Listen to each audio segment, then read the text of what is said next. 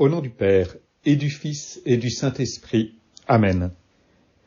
Mon Seigneur et mon Dieu, je crois fermement que tu es ici, que tu me vois, que tu m'entends. Je t'adore à genoux devant toi. Je te demande le pardon de mes péchés et ton aide pour faire de mon mieux ce moment de prière. Marie, ma mère immaculée, Saint Joseph et mon ange gardien, intercédez pour moi. Il y a quelques jours, mon évêque est venu dans ma paroisse pour célébrer le sacrement de la confirmation de 63 personnes. Il y avait des enfants, des adultes, des adolescents. Tous ont reçu ce jour-là ce don de l'Esprit Saint. C'est évidemment un moment extraordinaire pour chacun d'entre nous. Peut-être nous souvenons-nous de notre propre confirmation. C'est toujours un moment extraordinaire et unique dans la vie, car c'est un sacrement que l'on reçoit une seule fois. Tous ceux qui étaient là, autour, les parrains, marraines, les familles, les paroissiens, tous ceux qui étaient là, avec un cœur disponible, ont pu, en quelque sorte, ramasser les miettes, car la grâce déborde toujours. Lorsque Dieu fait un cadeau, cela rejaillit sur l'Église tout entière. Et lorsque dans une paroisse, 1, 2 ou 63 personnes sont confirmées, c'est toute la paroisse qui est renouvelée dans la grâce de l'Esprit Saint, qui en profite pleinement. Tous ceux qui ont été confirmés déjà sont renouvelés dans cette grâce, alors qu'ils ont reçu la confirmation une fois pour toutes.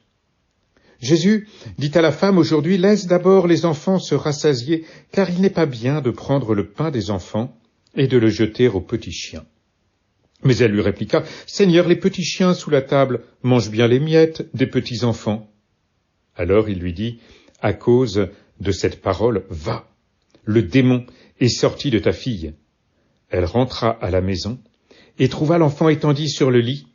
Le démon était sorti d'elle. Ce dont elle a profité, simplement en ramassant les miettes, eh bien, c'est l'expulsion du démon de sa propre fille. Et nous voyons que ces miettes, tout ce qui déborde, ce n'est pas rien.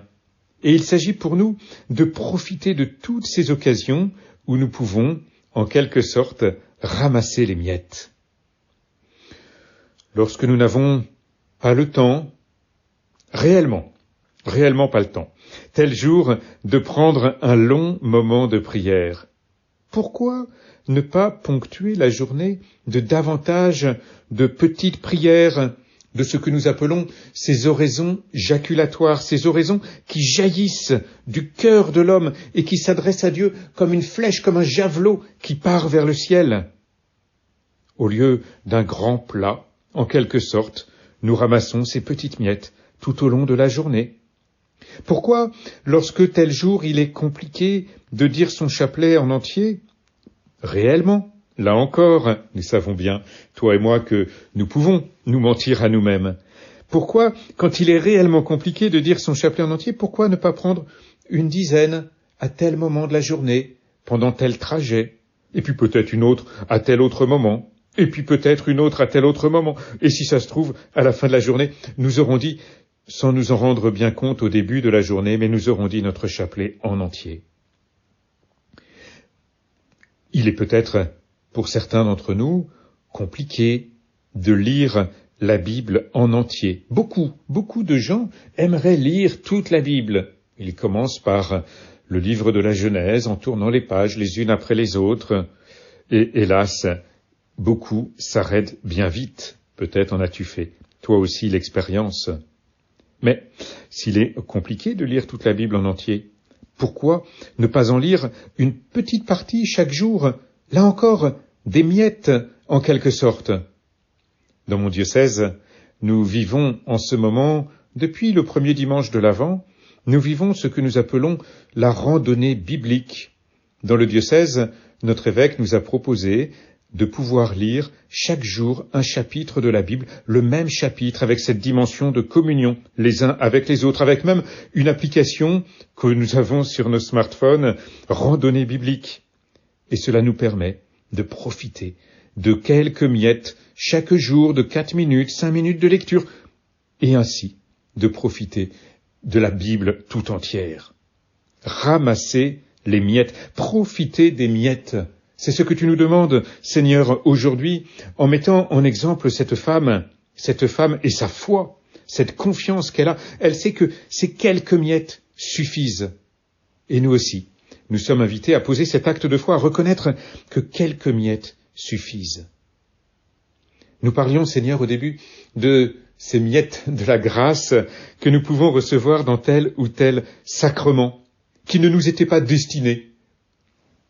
Par exemple, lorsque nous allons à un mariage, c'est beau d'accompagner ces mariés qui reçoivent du Seigneur ce sacrement du mariage, qui sont unis par lui. Mais n'est-ce pas l'occasion aussi pour tous les couples d'être renouvelés dans la grâce de leur propre mariage, en le vivant non pas de l'extérieur, mais dans une démarche intérieure profonde? Oh, il en serait de même, bien sûr, pour un prêtre lors d'une ordination. Nous pouvons être très extérieurs à cette ordination, nous réjouir de ce jeune qui donne sa vie au Seigneur, ou moins jeune d'ailleurs, et puis finalement repartir en ayant passé un beau moment, un bon moment, en ayant prié pour lui. Mais nous pouvons aussi, comme prêtres, revivre notre propre ordination et demander au Seigneur de nous renouveler dans cette grâce. Et nous pouvons décliner ainsi, Seigneur, tous les sacrements de l'Église. Un baptême, nous allons peut-être régulièrement à un baptême. Là encore, on peut y assister extérieurement. Et la confirmation aussi. Mais on peut aussi profiter de ce sacrement qui nous a permis de devenir enfants de Dieu, qui nous a comblés de la grâce de Dieu, qui a fait de nous le temple de l'Esprit Saint, pour rendre grâce au Seigneur déjà pour ce sacrement reçu, et puis pour lui demander de nous renouveler dans cette grâce. Je pense aussi aujourd'hui à l'onction des malades. Hier, nous célébrions la fête de Notre-Dame de Lourdes, ta très sainte mère, Seigneur, et notre mère aussi. Elle qui a un souci si grand de tous les petits, les affligés, les malades, les pécheurs, elle qui prend soin de chacun d'entre nous. Et cette fête de Notre-Dame de Lourdes est aussi la journée mondiale des malades. Dans nos paroisses, elle a peut-être été décalée au dimanche, car en effet, le dimanche, la communauté étant rassemblée, c'est ce dimanche qui est la journée mondiale des malades. C'était dimanche dernier, Seigneur. Et tous ces malades, un certain nombre de malades, reçoivent l'onction des malades. Et quand l'onction des malades est donnée à quelqu'un qui en a besoin, c'est-à-dire quelqu'un qui est, nous dit l'Église, nous enseigne l'Église, dangereusement malade. Dangereusement, ça veut dire en gros que sa personne est comme éclatée. Dieu veut l'unité de notre personne. Il nous a fait un de corps, d'âme et d'esprit, mais parfois la maladie vient éclater tout cela. La prière devient impossible, ou bien mon corps est comme quelque chose d'étranger à moi-même parce que la souffrance est telle que je ne peux pas le supporter. Eh bien, j'ai évidemment besoin de l'aide de Dieu pour retrouver cette unité de la personne et retrouver ainsi la paix. Et puis, peut-être, la guérison, et même la guérison physique, si le Seigneur le nécessite. Si le Seigneur le désire, que j'en ai besoin, c'est lui qui le sait. Eh bien, une onction des malades n'est-elle pas l'occasion aussi de confier au Seigneur nos propres maladies, même si nous ne recevons pas ce sacrement ce jour-là, mais en croyant qu'il est le médecin des corps et des âmes, et pour nous aussi ramasser les miettes qui tombent en quelque sorte autour de tous ceux qui reçoivent les sacrements. Oui, nous pouvons, Seigneur, assister extérieurement à un certain nombre de sacrements que demandent nos proches, tous ceux qui nous entourent, mais nous pouvons aussi devenir un ramasseur de miettes qui tire profit du caractère toujours débordant de ta grâce. Oui, les petits chiens, sous la table, mangent bien les miettes des petits enfants, dit cette dame. Alors, toi et moi, profitons de toutes ces miettes. Je te remercie, mon Dieu, des bonnes résolutions, des inspirations et des actes d'amour que tu m'as communiqués dans cette méditation. Je te demande de m'aider à les mettre en pratique. ma Mère Immaculée, Saint Joseph et mon ange gardien, intercédez pour moi.